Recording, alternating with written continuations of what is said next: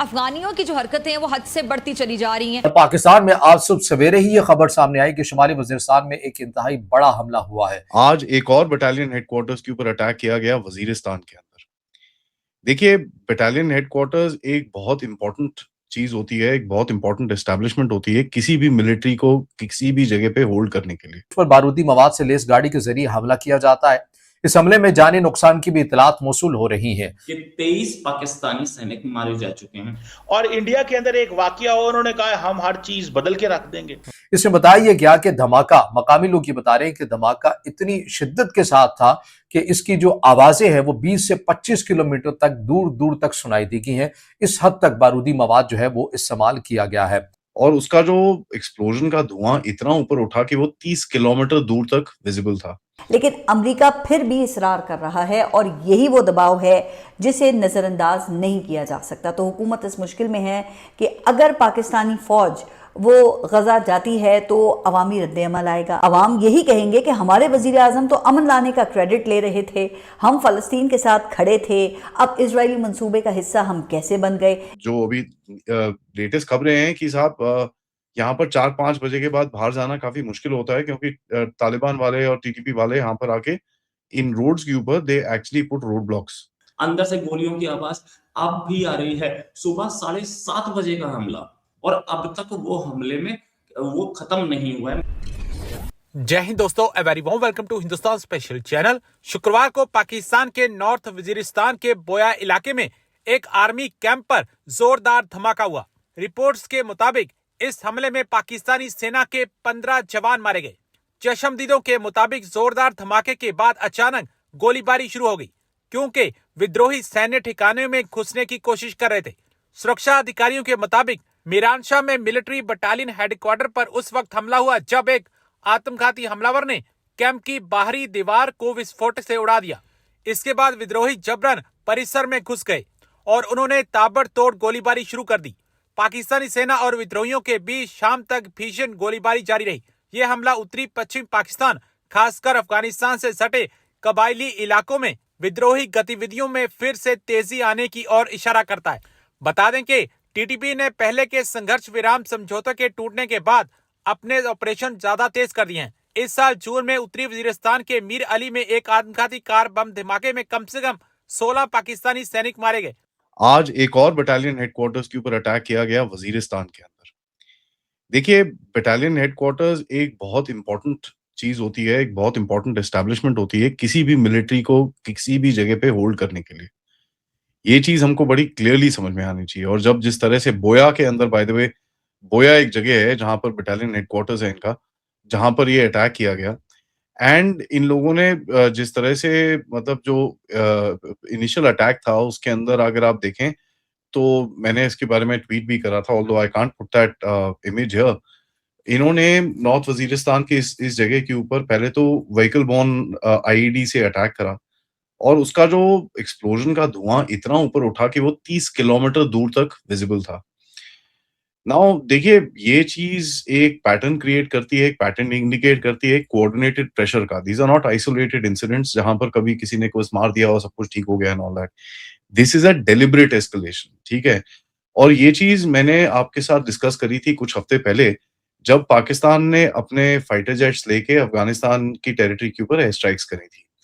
Air strikes करी, उसके बाद कुछ ड्रोन स्ट्राइक्स भी करी और मैंने आपको बताया था कि देखिए अब आप एक पैटर्न देखेंगे कि जब भी ऐसा कुछ हुआ है उसके बाद पाकिस्तान की मिलिट्री आउटपोस्ट के ऊपर बहुत बुरे हमले होते हैं। एंड इसका एक हिस्टोरिकल प्रेसिडेंस है जिसको लेके मैंने ये एनालिसिस किया था। अगर आप इनके देखेंगे जब भी इन्होंने बड़े बड़े अटैक्स करे हैं, even during the American times, यहाँ पर during the Afghan war times, तभी भी आप देखेंगे कि इनके कराची के एयरपोर्ट के ऊपर अटैक हुआ, मुल्तान पे अटैक हुआ, ये लोग चकलाला में घुस गए थे।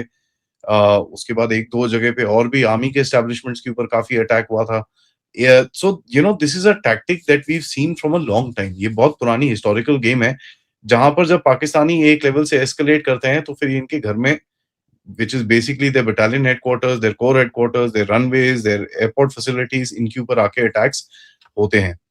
Now, why does Bannu and Waziristan matter? देखिए, ये गेटवे है टू खैबर पख्तूनख्वा। अगर आप मैप देखेंगे, which I can actually show you, so that I can make you understand कि किस जगह पे ये चीजें चल रही हैं. All right, let me just open the map and मैं आपको दिखाता हूँ because these are at very important cross points. Okay, here we have Google Earth. अगर इसको जरा आप नीचे जाएंगे, now see, this is the चमन पिनबलदक वाला बॉर्डर जो है ये कांधार के आसपास इधर पे पड़ता है. ठीक है. Bannu is a area which is just a little north of this. ये Khost Bannu. Now if you look at यहाँ पर ये अगर इस रीजन को देखें, कोस्ट बन्नू, ये पाराचिनार, कोहत, पेशावर, इस पूरे रीजन के अंदर वैसे भी झगड़े चलते हैं इनके. ठीक है. Let me just switch over to the map so that it's a little easier for all of us to understand, क्योंकि बाउंड्रीज थोड़ी क्लियरली दिखती हैं. ठीक है. तो आपको ये दिखता है पाराचिनार का एरिया है, यहाँ पर इनके गड़बड़ चलती है. ठीक है. सो बन्नू इज हियर. इसमें बताया गया कि धमाका, मकामी लोग ये बता रहे हैं कि धमाका इतनी शिद्दत के साथ था कि इसकी जो आवाजें हैं वो 20 से 25 किलोमीटर तक दूर दूर तक सुनाई देती हैं. इस हद तक बारूदी मवाद जो है वो इस्तेमाल किया गया है. अब इसके अंदर ये पैटर्न है शुमाली वजीरिस्तान के अंदर हम देख रहे हैं कि ऐसे जो वाकयात हैं कि गाड़ी जो बारूद से भरी हुई होती है उन्हें मुख्तलिफ जगहों के ऊपर टकराने का ये जो पैटर्न है ये आपको बहुत तेजी के साथ नजर आता है. पेशावर में जो एफसी के हेडक्वार्टर पर हमला किया गया वहां भी ये पैटर्न था. बलूचिस्तान के अंदर भी यही पैटर्न अपनाया गया और इसके साथ साथ हमने ये देखा कि वाना कैडेट कॉलेज के अंदर भी कुछ इसी तरह का पैटर्न अपनाया गया और अब यहाँ भी जो सिक्योरिटी फोर्सेस का जो कला है, कैंप है, वहां पर भी इसी किस्म का जो पैटर्न है ये किया गया है. इससे पहले जो बताया जा रहा है कि इससे पहले भी इन इलाकों के आसपास भी 2 बड़े दहशतगर्दाना वाकयात हुए थे.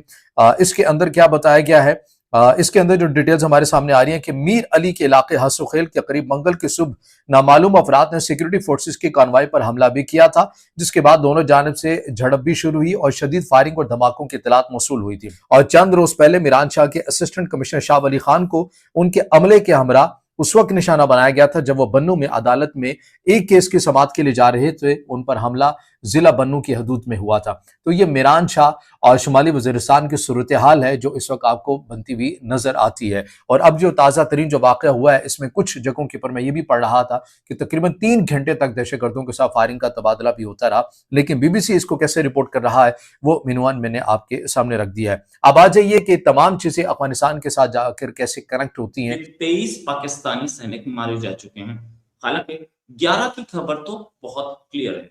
अब बोया जो है वही आप काट रहे हैं और वो भी बोया में जो कि वजीरिस्तान में है. जो पहले आके एक्सप्लोसिव भरा हुआ ट्रक अंदर घुसा गेट पे, मेन गेट पे घुस के उसने हमला किया, ब्लास्ट किया, उससे गेट टूट गया, साइड की दीवार टूट गई.